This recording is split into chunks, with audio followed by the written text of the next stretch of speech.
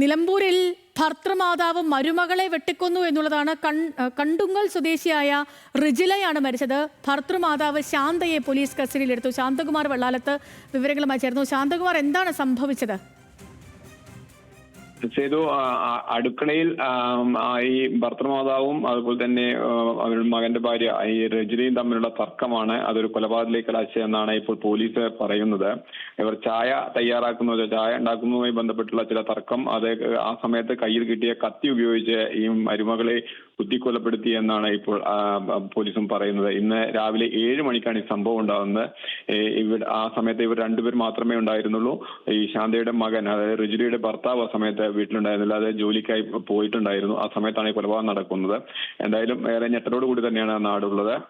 ഇപ്പോൾ മൃതദേഹം നിലമ്പൂർ ആശുപത്രിയിലേക്ക് എത്തിച്ചിട്ടുണ്ട്. അത് പോസ്റ്റ്മോർട്ടത്തിനായി അല്പസമയത്തിനകം തന്നെ മഞ്ചേരി മെഡിക്കൽ കോളേജ് ആശുപത്രിയിലേക്ക് മാറ്റുമെന്നാണ് പറയുന്നത്. എന്തായാലും പോലീസ് ഇക്കാര്യത്തിൽ വിശദമായി ഈ മൊഴി രേഖപ്പെടുത്തുന്നതിന് വേണ്ടി ശാന്തയെ കസ്റ്റഡിയിലെടുത്തിരിക്കുകയാണ്.